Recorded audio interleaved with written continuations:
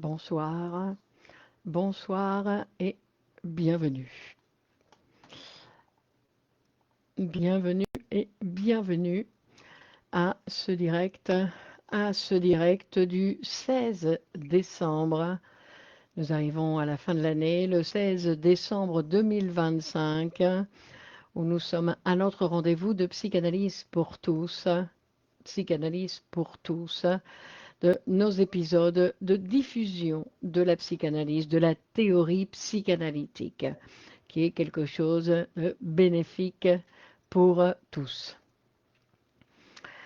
Et donc, on commence notre dernier épisode de l'année, et nous commençons notre dernier épisode de l'année. Donc, et c'est-à-dire que nous commençons, on va dire, les vacances. Les vacances. Alors, voilà. Ici. Donc, nous sommes arrivés dans la psychanalyse révolutionnaire, dans ces épisodes que nous avons donc commencé au mois de septembre. Féti, bonsoir. Et nous sommes arrivés aujourd'hui au chapitre 12. Nous sommes arrivés au chapitre 12, nous en sommes contents, n'est-ce pas?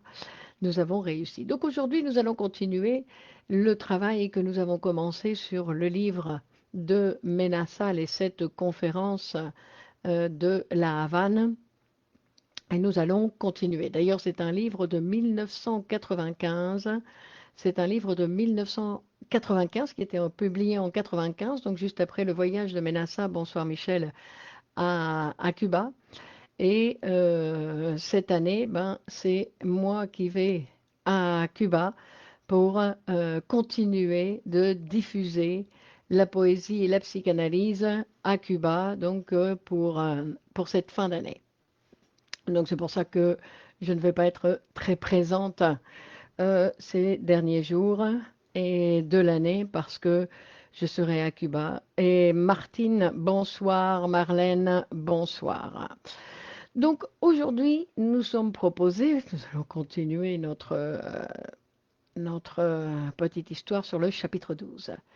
Le chapitre 12 du livre. Alors, au chapitre 12 du livre, on va dire que Nathalie, bonsoir. Alors, qu'est-ce qu'il va nous dire?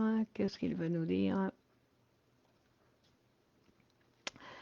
Et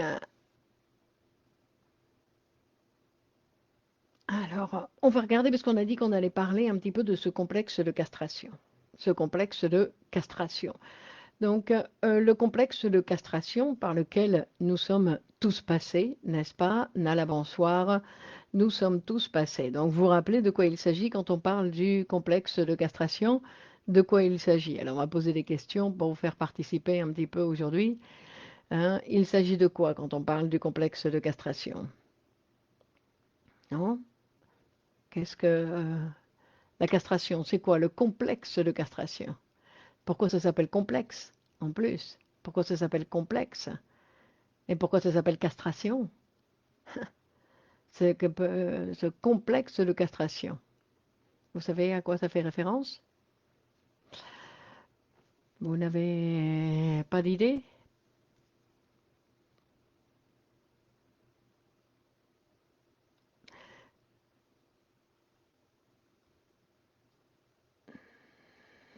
Non.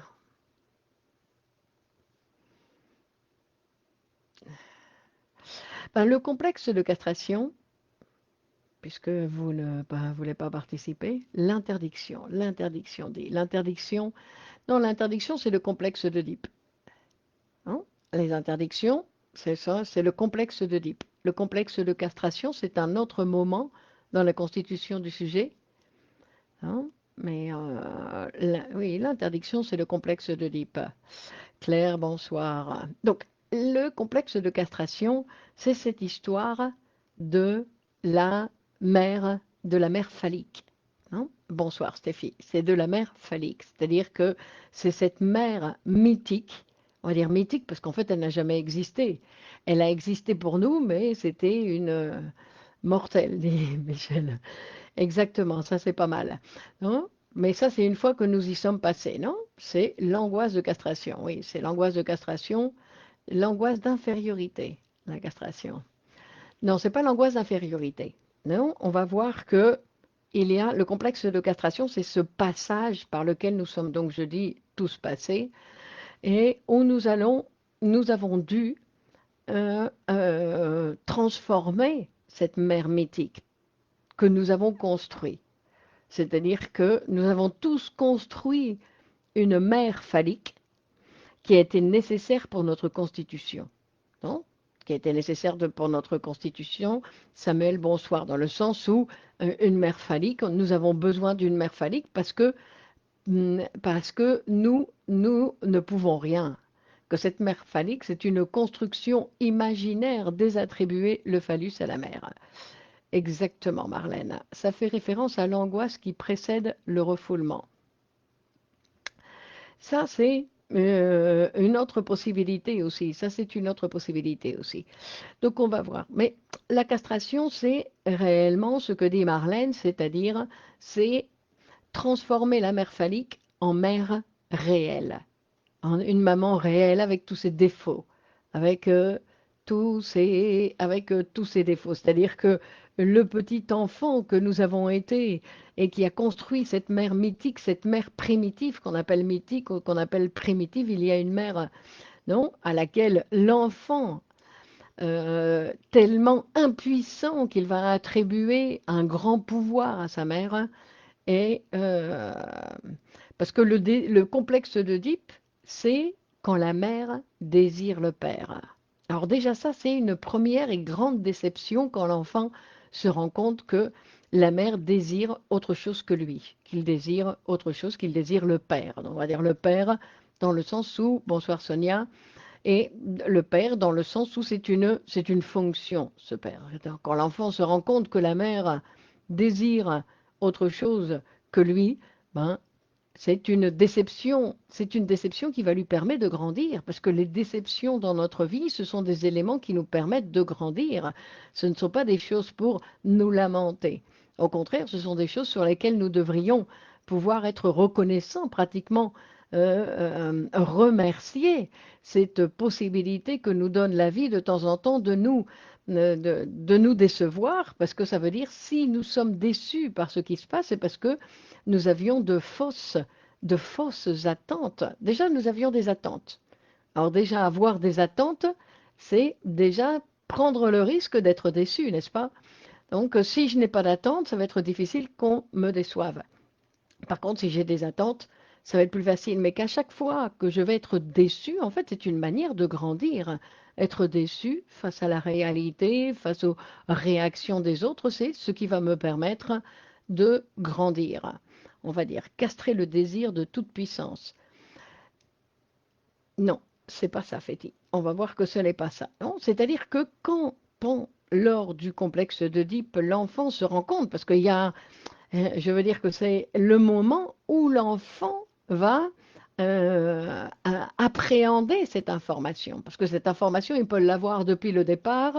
Depuis le départ, il peut voir que sa mère s'intéresse beaucoup pour son père, mais tant que lui, il n'est pas arrivé dans un niveau de son développement pour pouvoir s'en rendre compte, ben, il ne s'en rend pas compte. Mais le jour où il s'en rend compte, ben, il va lui enlever les attributs parce qu'il va lui enlever ses attributs, il va la castrer. Il va la castrer parce qu'il va dire alors, moi je croyais que toi tu n'avais besoin de personne, tu ne désirais personne et que tout d'un coup je me rends compte que tu as besoin de quelqu'un. Alors là, Paumin, il castre la mère. C'est pas ça, fait-il qu'on ne castre pas le désir, on castre la mère. On va et castrer la mère, c'est comme dit Marlène, c'est-à-dire désattribuer les attributs qu'on lui avait donnés, où on l'avait vu, non, grandiose. Et en fait, l'enfant, il se rend compte qu'à la mère, ben, il lui arrive la même chose qu'à lui. Ça ne vous est pas arrivé sur des choses de voir votre mère dans une situation où tout d'un coup, quand vous étiez enfant, de dire ah, il lui arrive la même chose qu'à moi, non, par exemple.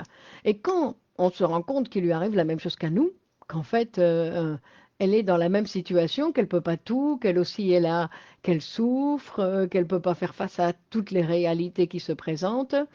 Et c'est-à-dire qu'elle a besoin de quelqu'un d'autre, que je ne suis pas le seul ou la seule dans cette situation, sinon que elle aussi, elle a besoin de quelqu'un d'autre. Non. Et ça, c'est intéressant parce que ben, c'est à ce moment-là, castrer la mère, ça veut dire c'est commencer à rentrer dans le monde. Quand non, on dit que quand l'enfant se rend compte que la mère regarde autre chose que lui, ben, du coup, il va regarder ce que la mère regarde. Il va s'intéresser aussi, il va dire tiens, qu'est-ce qu'elle regarde? Et donc c'est là où la porte du monde va s'ouvrir, parce qu'il y a d'autres choses dans la vie qui peuvent rentrer dans la vie de l'enfant, pas simplement la mère, il y a d'autres éléments qui vont rentrer. C'est pour ça que c'est l'ouverture au monde. Le désir de la mère, c'est la porte de, c'est la porte qui va s'ouvrir pour le monde. Et ce qui est intéressant, que quand l'enfant aussi va se rendre compte que la mère a besoin de quelqu'un d'autre, qu'elle ne peut pas tout toute seule, ben c'est aussi quelque chose qui peut répondre à certaines situations d'aujourd'hui de certaines personnes qui veulent ou qui prétendent être indépendantes. Non, il y a beaucoup de gens qui prétendent être indépendantes, c'est-à-dire ne pas avoir besoin, n'avoir besoin de personne plutôt. Donc, ils veulent pouvoir tout seuls, donc comme les enfants. Mais les enfants, c'est normal, ça fait partie de leur développement, que disent non, laisse-moi faire, je le fais tout seul, je le fais tout seul. Mais ça, c'est pour leur apprentissage. La fonction père, oui, Yanis. Donc, c'est pour leur apprentissage quand ils veulent faire. Mais quand, à l'âge adulte, nous avons encore ces prétentions de vouloir être indépendants, de n'avoir besoin de personne, de ne pas tolérer que nous avons des dépendances affectives ou des dépendances multiples. Parce que bien évidemment que nous avons des dépendances multiples dans notre vie, que ça fait partie de la vie, que on pourrait considérer que être indépendante économique et être indépendant, que ce soit un homme ou une femme, être indépendant économiquement, c'est quelque chose qui va nous permettre de pouvoir ne pas travailler pour la personne qui nous paye. Parce que quand on a un travail, l'argent vient de notre salaire, vient d'une fonction. Donc cet argent, en fait, remplit, non, c'est un échange commercial. Par contre, quand on vit avec quelqu'un et que ce quelqu'un nous donne de l'argent pour vivre, ben, on commence à travailler pour lui. C'est lui notre chef, parce qu'il n'y a rien de gratuit dans la vie. Si quelqu'un nous donne de l'argent, c'est parce qu'il nous a achetés. Hein. Alors, une chose, c'est qu'on nous fasse des cadeaux. Ça n'a rien à voir, hein. C'est-à-dire que quand on gagne son salaire, bonsoir Christine, donc quand on gagne son salaire et que on vit avec quelqu'un qui a plus d'argent que nous et qui nous font des... C'est une autre chose. Mais une chose, c'est de pouvoir être économiquement, c'est-à-dire, et en plus pour pouvoir dire, si demain je veux continuer ma vie seule, ben, je peux le faire, je ne dépends pas de l'argent de quelqu'un d'autre. Je peux moi-même réussir à faire ce pas tout seul, non? Mais tout ça pour dire que cette idée de dépendance, c'est comme si on ne voulait pas accepter que notre mère a eu besoin de quelqu'un d'autre, non? Ne pas vouloir être dépendant des autres, c'est comme vous pensez qu'il existe la possibilité d'être indépendant totalement, de ne pas avoir de dépendance affective. Comment nous n'allons pas avoir de dépendance affective? Bien évidemment que nous avons des dépendances affectives. Et au plus nous avons de dépendance affective, parce que ça c'est aussi une manière de multiplier les liens. Ça c'est une chose tout à fait positive dans le sens où j'ai des dépendances affectives, mais j'ai de multiples dépendances affectives, pas une seule, comme quand j'étais avec ma maman. Nous, là, je n'étais que dépendant de ma maman. Non, parce qu'il y a ça aussi. Et après, on dit qu'on a peur des dépendances affectives parce qu'on dépend d'une seule personne affectivement. Alors que nous devrions pouvoir multiplier nos relations pour que, à un moment donné, si cette personne s'éloigne, disparaît, se fâche, ben, que nous ayons la possibilité d'avoir, que nous ne dépendions pas que, non, et quand on cherche une sorte de dépendance, ben, peut-être qu'on cherche sa maman, non? Non, parce que chercher la dépendance, il ne s'agit pas de la chercher, elle existe. Elle existe, nous faisons partie d'un monde où nous sommes attachés à une grande quantité d'autres êtres humains. qu'on le veuille ou pas, c'est notre situation d'être humain. Nous avons grandi dans un monde d'humains qui nous ont aidés à grandir, qui ont participé à notre développement, tant bien que mal, puisque personne n'a été parfait, bien évidemment, tant bien que mal, mais que nous avons eu tout ce travail humain qui a été fait sur nous et qu'aujourd'hui, nous représentons, nous sommes le résultat de tout ce travail qui a été fait par d'autres sur nous, ou que nous avons accepté, parce que c'est parce que nous avons accepté, si nous ne voulions pas le travail, non, on accepte une formation parce que quand on apprend, hein, quand on apprend, c'est qu'on a accepté la formation, quand on n'apprend pas, ben, la formation n'a pas été complètement acceptée, par exemple, non? Donc tout ça pour parler de cette dépendance où il faudrait recommander la dépendance, que c'est important de pouvoir être dépendant des autres et de pouvoir être dépendant de nombreuses personnes. Bonsoir Céline. Et quand on cherche la dépendance de sa maman inconsciemment, ben, il faut se psychanalyser, non? Qu'est-ce que vous voulez que je vous dise? Non? Parce que chercher sa maman à l'âge adulte, c'est que il y a une partie de nous qui n'est pas finie de grandir. C'est pas qu'on n'a pas grandi, on a grandi, mais il y a une partie de nous qui n'a pas terminé son développement, parce que il arrive un certain âge où il faut pouvoir se rendre compte qu'on n'a plus besoin, on n'a plus besoin de cette mère. Que cette mère, c'est une idée. En plus, la mère, non, comme on a vu, c'est la mère mythique. C'est une idée. Elle n'existe pas, cette mère mythique qui va venir, qui va me consoler, qui va me faire des caresses, des baisers, qui va me rassurer. Cette mère n'existe pas.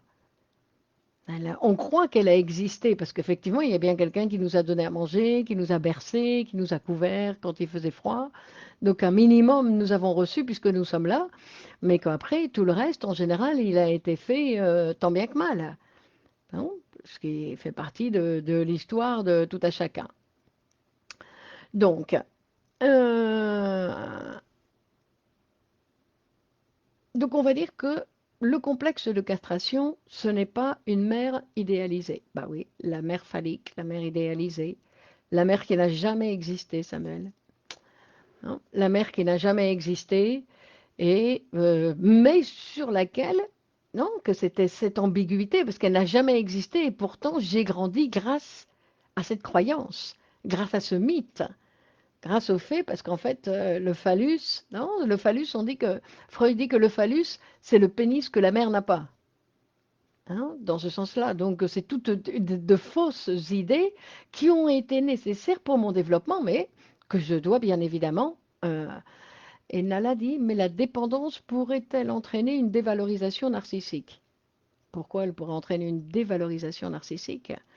Mais il arrive de ne pas admettre la dépendance. Ben, oui, oui, il y a des gens qui n'aiment pas l'indépendance, qui pensent qu'il faut être indépendant, indépendant dans tout, n'avoir besoin de personne.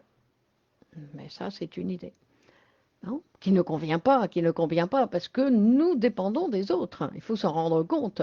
Nous dépendons, là, comme maintenant, nous sommes dans cette réunion et nous utilisons le service de je ne sais pas combien de personnes. Donc, obligatoirement, nous dépendons de nombreuses personnes et que ou nous dépendons effectivement de personnes de l'extérieur, ou nous dépendons de nos fantasmes, de ces personnes que nous avons à l'intérieur, parce que tout seul, on ne peut pas vivre. C'est une fausse image, oui Samuel. Non, cette mère idéalisée n'existe pas, c'est une fausse image, surtout à l'âge adulte. C'est pour ça que ça a été nécessaire pour l'enfant de penser que sa mère était grandiose, magnifique, exceptionnelle, mais vous ne savez pas quelle est on a oublié ce qu'on a pensé de la mère. Encore que certains n'ont pas oublié, dans le sens où ils n'ont pas oublié parce qu'ils continuent de critiquer leur maman comme si elle aurait dû être idéale, non? Et l'homme qui est dépendant de la femme, oui, ou la femme qui est dépendante de l'homme. C'est parce que, mais il doit avoir plus de dépendance. Pas dépendre d'une seule femme, dépendre de plusieurs femmes. Le problème, c'est que on en arrive toujours à l'amour unique. Et l'amour unique, c'est la maman. Il faut avoir plusieurs amours. Ça ne veut pas dire être infidèle, ça veut dire avoir plusieurs relations importantes dans la vie de chacun. Nous avons plusieurs relations importantes. Bon, hein. Multiplier nos relations importantes dans notre vie pour ne pas dépendre d'une seule personne. Parce que quand on dépend d'une seule personne, ben, on craint qu'est-ce qui va lui arriver, qu'il ne lui arrive rien, parce que si je dépends d'elle, hein. Donc, euh,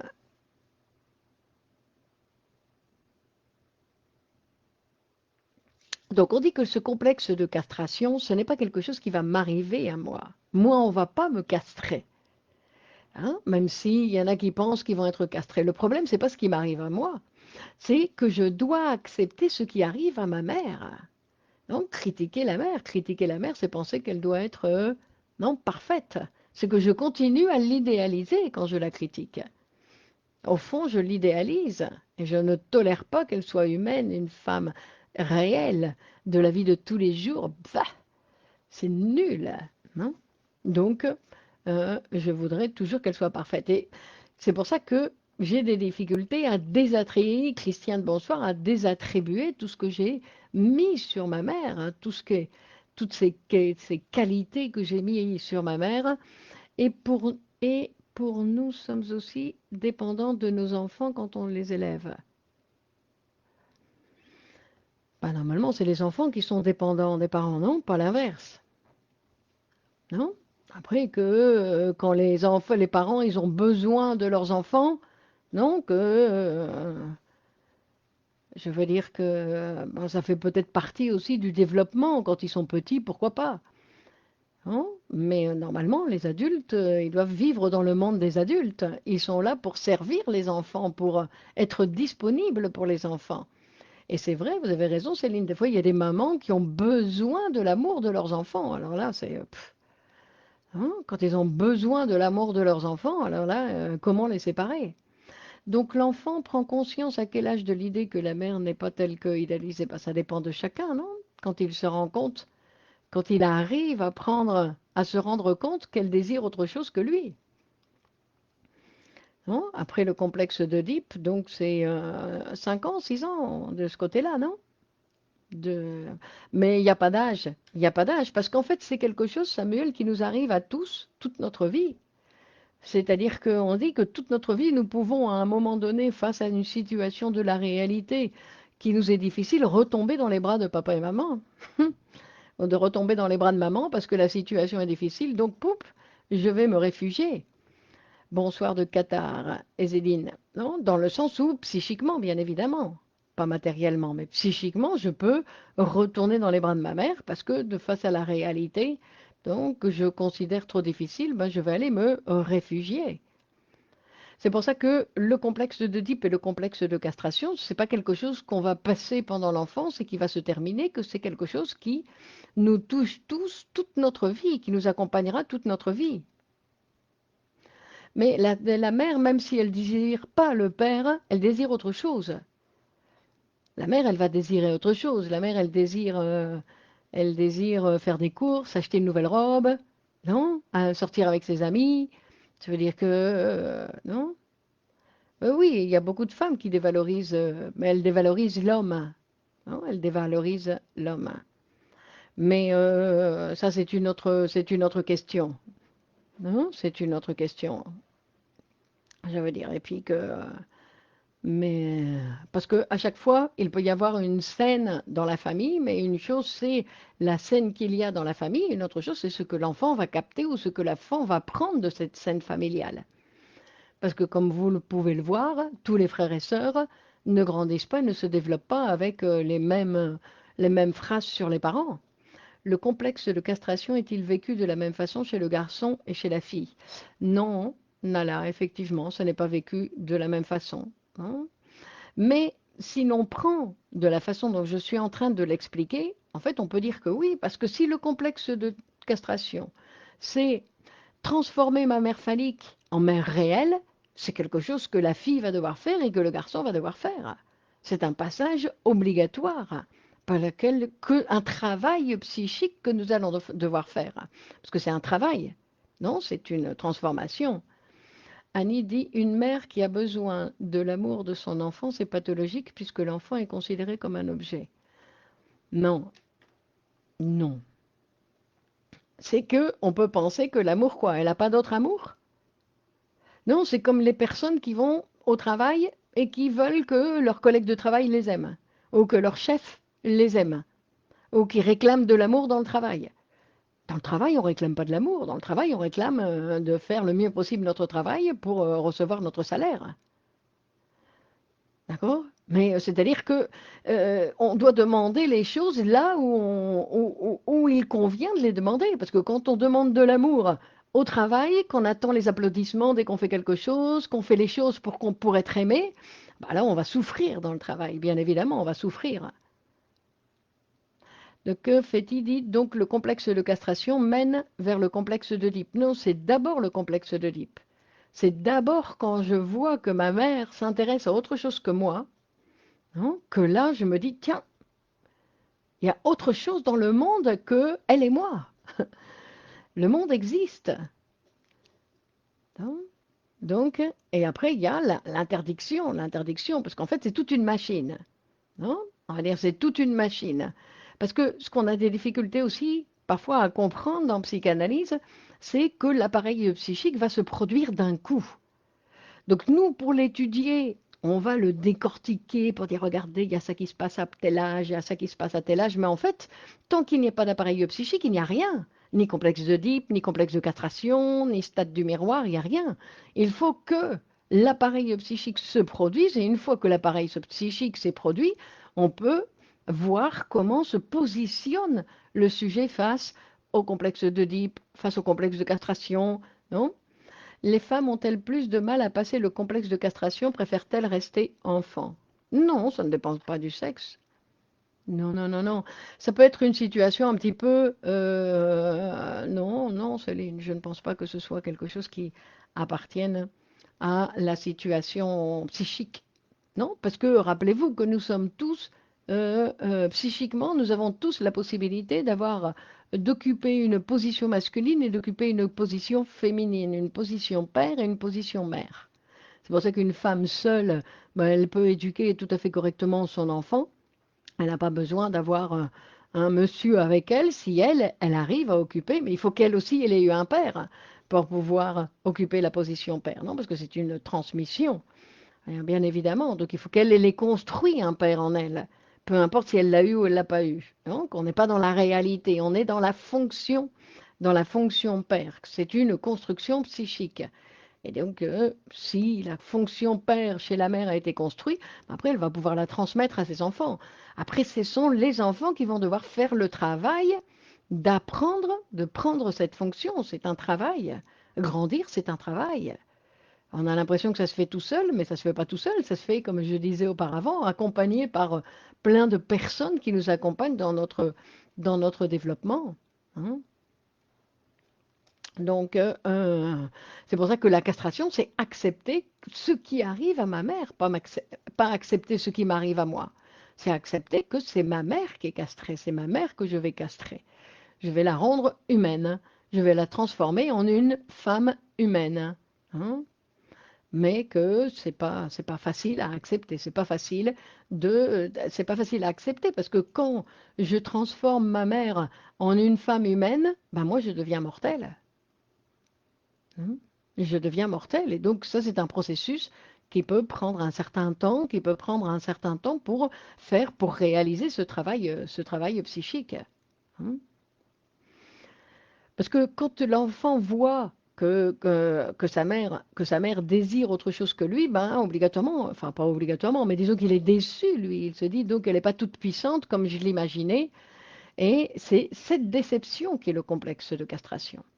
Hein. C'est-à-dire qu'à ce moment-là, la mère cesse d'être phallique et elle devient une mère réelle. Elle devient une mère réelle. Et dans la névrose, en fait, c'est ça que je n'accepte pas. Dans la névrose, je n'accepte pas. Et dans la névrose, la perversion, la psychose, en fait, ce sont toutes des manifestations pour cacher le fait que ma mère a cessé d'être phallique. Je tombe malade pour essayer à tout prix de garder ma mère phallique. Parce que je n'accepte pas que ma mère a cessé d'être phallique. C'est-à-dire que les maladies, c'est une manière de nier la castration. Je refuse de grandir. Non, ce serait aussi, je refuse de grandir, je refuse de voir la réalité en face. Et la réalité en face, c'est que bah, ma mère n'était pas si formidable que ça. Ah bah non. Non. La femme reste dans l'Oedipe et l'homme doit résoudre le complexe d'Oedipe. Non, non, la femme ne reste pas dans l'Oedipe. Disons qu'on dit, Féti, que l'homme, on lui dit avec ta maman, tu peux pas. Mais la femme, on ne lui dit pas avec ton papa, tu peux pas. Il n'y a pas d'interdiction. Il n'y a pas cette même interdiction qui existe chez le garçon que chez la fille. C'est un passage qui est différent. Mais en fait, rappelez-vous que ce n'est pas quelque chose qui appartient au garçon à la fille. Le garçon aussi il tombe amoureux de son papa. Que la fille aussi, elle est amoureuse de sa maman. Hein.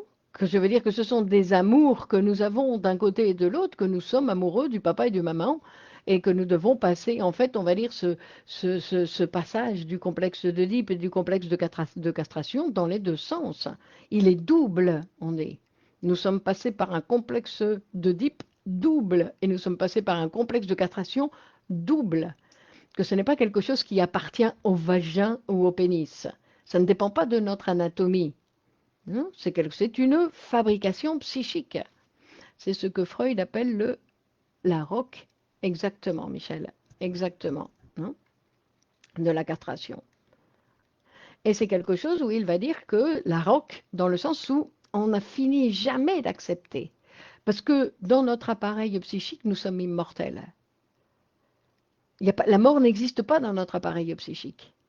Donc c'est pour ça que c'est un travail que nous devons faire qui est une roque dans le sens où on va dire non, Freud il parle de cette roque de la castration dans le sens où l'homme il doit accepter qu'il peut avoir une position passive face à un autre homme sans se considérer castré et que la femme, non, on va dire que la femme elle va transformer en fait son envie du pénis, qui appartient à la petite fille, non, c'est la petite fille qui voulait avoir un pénis comme le garçon, donc elle sentait qu'elle était moins garnie, on va dire, que lui, et quand elle est, mais que ce désir, en fait, ce désir après va se transformer en autre chose, non? Ce désir va se transformer en autre chose. Après, elle va désirer désirer d'autres choses, mais que c'est quelque chose qui nous rend mortels. Et tout ce qui nous rend mortels, ben, c'est quelque chose que nous ne finissons pas par accepter totalement. Il y a toujours une partie de nous qui dit non à cette mortalité. Hein. Donc, c'est-à-dire que quand je suis, non, quand on dit, quand je vais fabriquer des symptômes névrosés, que je vais fabriquer des symptômes pervers ou de la psychose, etc., c'est parce que je nie donc cette castration, c'est-à-dire que je veux à tout prix, je ne refuse complètement ma situation de mortel. Je cherche l'immortalité. Je me crois immortel. Je me crois immortel, je vis comme un immortel. Hein. Alors bien sûr, vivre comme un immortel, non seulement ça produit des symptômes, mais en plus ça m'empêche de vivre. Parce que vivre comme un mortel, c'est une véritable libération. C'est une véritable libération. Hein. Mais c'est un passage, un travail à faire. Non. Et donc c'est pour ça que le complexe de castration, ce n'est pas que on m'enlève quelque chose, sinon qu'on enlève quelque chose à la mère, non? Que moi-même je lui avais donné. C'est quelque chose que je dois enlever, que j'avais mis, non? C'est comme j'avais mis cette décoration sur ma mère et que cette décoration, moi, je dois lui enlever à un moment donné. Non. Donc,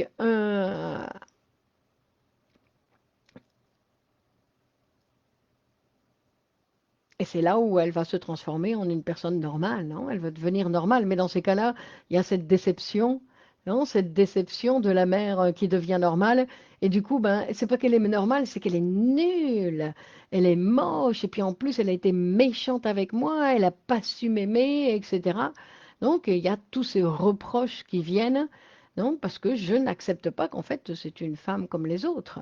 Non, et qui a eu ses difficultés comme les autres, qui a eu ses facilités comme les autres, qui a été comme tout le monde, on va dire.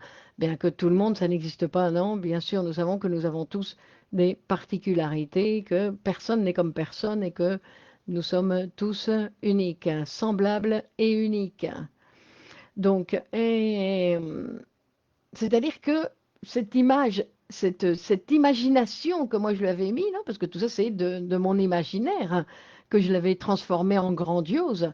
Et d'ailleurs, il y a des femmes dans ce processus qui restent après avec cette image, je suis grandiose, et qui se sentent fantastiques quand elles ont des enfants, parce que pour les enfants, comme elle est indispensable et qu'elle est grandiose, ben, elles finissent par se croire grandioses aussi, non? Donc, c'est pour ça que le père, des fois, il est nécessaire, non seulement pour que l'enfant s'éloigne de la mère, sinon pour que la mère aussi s'éloigne de l'enfant, hein, pour les séparer l'un de l'autre. Donc ça, c'est le complexe de castration en psychanalyse, hein. Si vous allez dans d'autres théories, on va dire la castration, ce sera autre chose. Mais en psychanalyse, la castration, c'est ça. D'accord? Et ensuite, il y a une autre question qu'on pose à Ménassa dans le livre, où on lui demande si le travail de la psychanalyse, c'est chercher l'équilibre, c'est obtenir un équilibre. Et ça, c'est une question très intéressante, parce qu'il y a comme une idéologie derrière l'idée de l'équilibre, comme si l'équilibre, ce serait le bonheur, hein. Ce serait quelque chose qui ressemble au bonheur et qu'on aimerait bien obtenir, l'équilibre. Alors, on va dire par exemple, l'équilibre, c'est quoi? L'équilibre, plutôt que c'est plus que ce que c'est quoi, c'est par rapport à quoi? L'équilibre en fonction de quoi? Ou est-ce qu'on peut penser que l'équilibre, c'est... Parce que Mélassa, il va directement nous dire que l'équilibre, ce n'est pas quelque chose qui nous convient de chercher. D'accord? Ce n'est pas quelque chose qui nous intéresse, l'équilibre, hein. Pourquoi? Parce que c'est toujours comparé à quelque chose d'autre. On peut être, on va dire, la femme doit être équilibrée par rapport à l'homme, éliminer les différences, ou l'homme par rapport à Dieu, hein. Quand le petit garçon renonce au désir de la mère, de peur d'être castré par le père. Sylvie dit quand le petit garçon renonce, pourquoi il renonce au désir de la mère? Le désir de la mère, c'est le désir de la mère, lui, il n'a pas... Pourquoi il doit renoncer au désir de la mère? Je ne comprends pas. De peur d'être castré par le père. Ah, il doit renoncer à son désir pour la mère. Pardon, pardon, excusez-moi Sylvie. À son désir, il doit renoncer à désirer sa mère, hein. Exactement. Parce qu'il y a la menace de la castration. Donc, et c'est là, non, où tout d'un coup, il y a le père qui rentre en jeu. Non, c'est pour ça qu'il y a la mère qui donne une présence au père qui fait que elle doit désattribuer à sa mère, non? Il faut savoir se crever les yeux pour pouvoir changer de regard, comme Oedipe, c'est-à-dire cesser de désirer l'impossible pour regarder le désir réel. Bon, alors se crever les yeux, non, parce que Oedipe, il l'a fait. Oedipe, nous n'avons fait que le désirer, Yanis. Et ça, c'est la grande différence. Oedipe, il est passé à l'acte, c'est pour ça qu'il s'est crevé les yeux. Nous, on peut changer de regard en regardant ailleurs. Non, on n'a pas besoin de se crever les yeux. Nous n'avons fait que le désirer. Il y a une grande différence, hein. Il y a une grande différence. Mais c'est vrai qu'il faut cesser de désirer, c'est impossible. Mais après, cet impossible, il va continuer à fonctionner en fait en nous, puisque c'est notre moteur. Non, ce désir premier, ça va être ce moteur qui va exister en nous. Donc, mais il faut le déplacer, il faut désirer d'autres choses. Il faut pouvoir désirer d'autres choses, hein. Et en plus, pour pouvoir bien évidemment désirer quelque chose de possible à construire. Mais ça, c'est tout un apprentissage, de pouvoir faire la différence entre ce qui est possible et ce qui est impossible. C'est un apprentissage qui peut durer parfois des années. Pourquoi l'homme a inventé Dieu? Est-ce lié au complexe de castration? On peut penser que l'homme, il a inventé Dieu, non, pour avoir ce Père tout-puissant, parce qu'on dit que la mère phallique, mais le Père, c'est Dieu, non, pour avoir ce Père qui était là pour venir nous sauver. Non, le Père, il avait la fonction de venir nous protéger. Et donc, on a continué, non, on a construit un Dieu qui continue à fonctionner en nous comme protection. Mais bon, ça c'est la construction, ça c'est une explication rapide. Après, il y a toute une non? Toute une construction qui s'est faite. C'est une image, se crever les yeux. Regard intérieur. Oui, oui, d'accord, Yanis, mais c'est pour montrer aussi que c'est différent, d'accord? Que nous, on n'a pas fait comme Oedipe. Et puis que le regard intérieur, je ne sais pas si c'est le plus intéressant, Yanis, parce que rappelez-vous que, non, Ménassa, il dit, et je pense que c'est une phrase qui est très intéressante pour penser, c'est que le meilleur de moi est à l'extérieur de moi. Le meilleur de moi, c'est pas en regardant mon nombril. Le meilleur de moi est à l'extérieur de moi. Parce qu'en fait, ce que va faire la psychanalyse quand elle dit que c'est un travail d'autoconnaissance qui va permettre l'autotransformation, c'est-à-dire qu'une fois que j'apprends à me connaître, je passe à autre chose. C'est-à-dire que je ne continue pas à observer en disant oh oui, regardez comment elle est Clémence. Non, non, que je veux dire que ce n'est pas ça le plus intéressant, ou ça je le fais dans mes séances, mais sinon que le plus intéressant c'est ce que je vais être capable de fabriquer, de produire dans la réalité, comment je vais faire, quel va être mon apprentissage dans l'amour, comment je vais apprendre à aimer. Du coup, l'angoisse de castration concerne l'enfant même, alors que le complexe de castration concerne la mère phallique. Intéressant.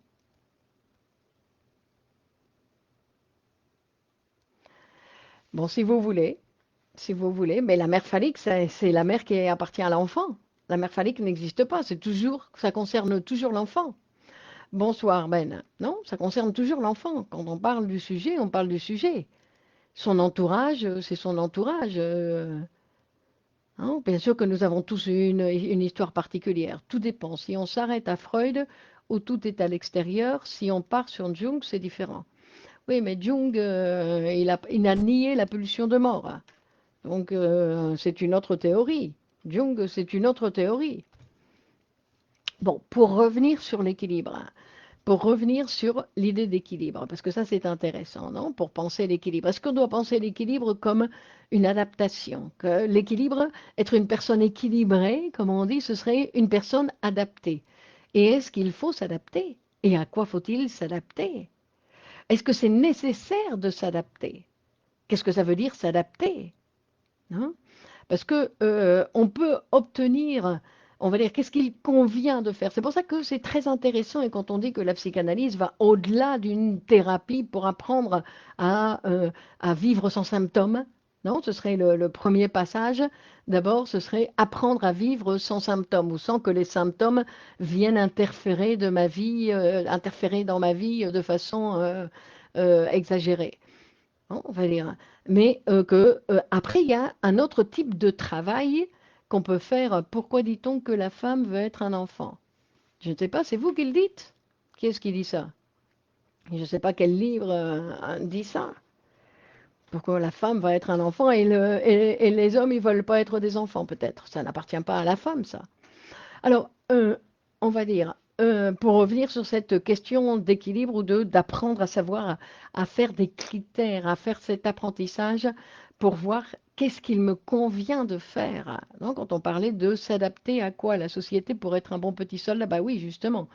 Donc c'est pour ça que s'adapter, qu'est-ce que ça veut dire?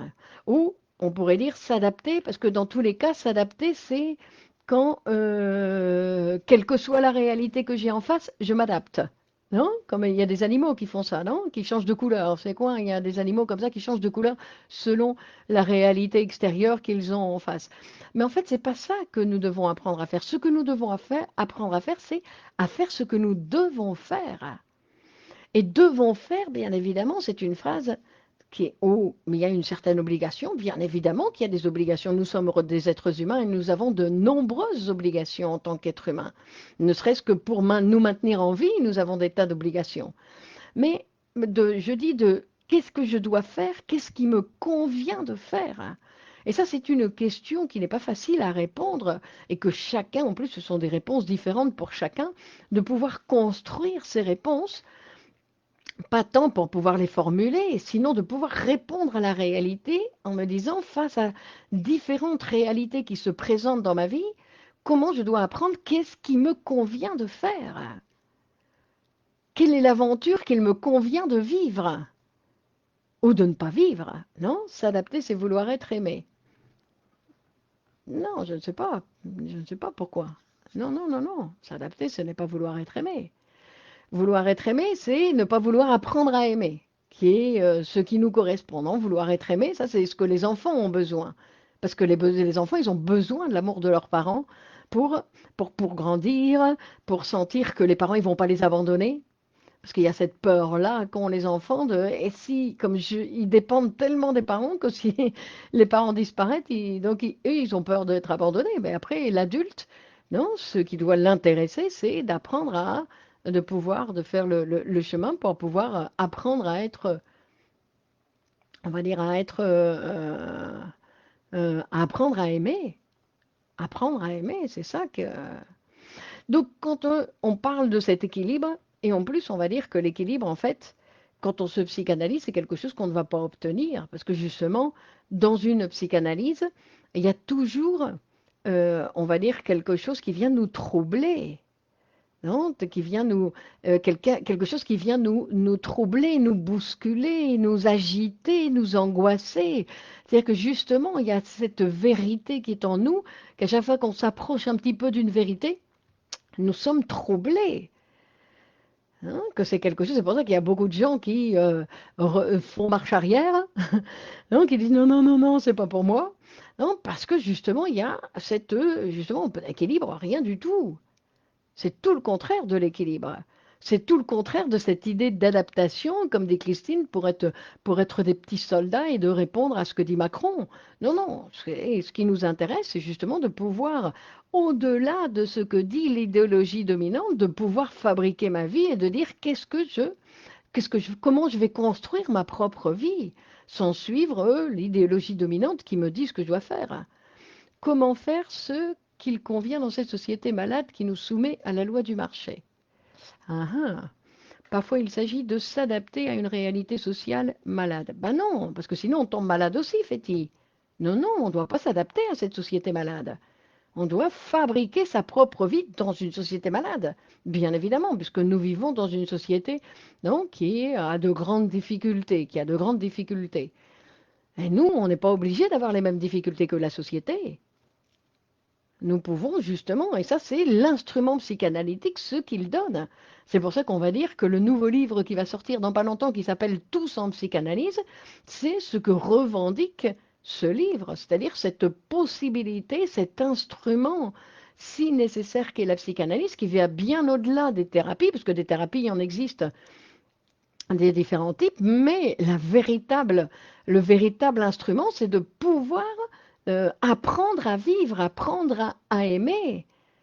C'est pas simplement guérir de certaines choses qui nous empêchent de vivre. C'est après, une fois que j'ai plus personne qui m'empêche de vivre, que j'ai plus de symptômes, comment je fais pour vivre? Qu'est-ce que ça veut dire vivre?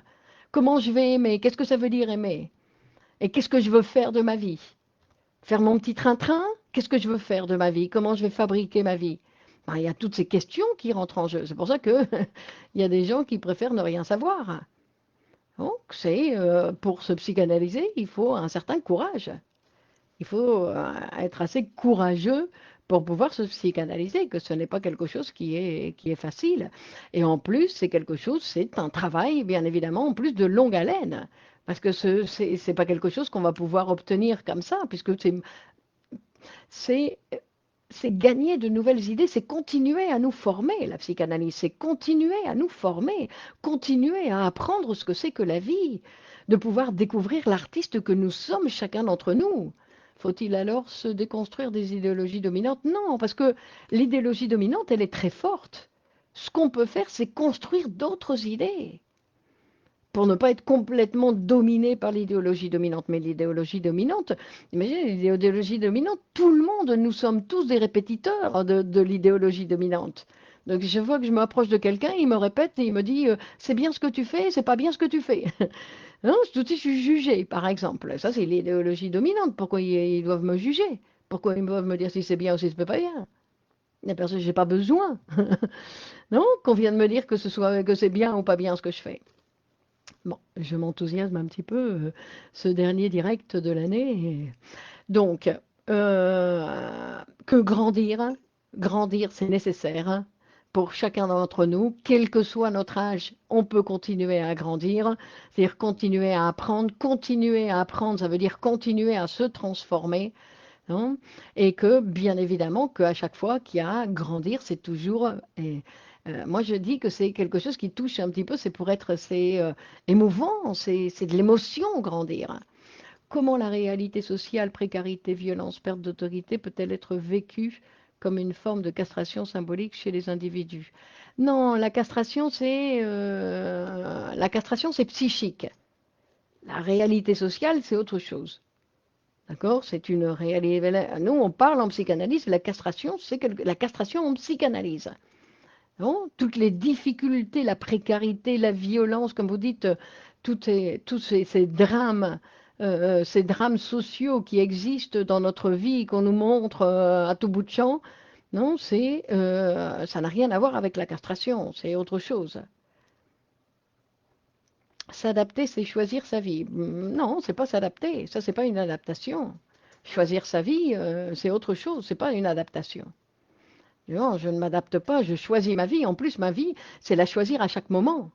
De quoi est malade cette société? Eh, ben, je ne sais pas.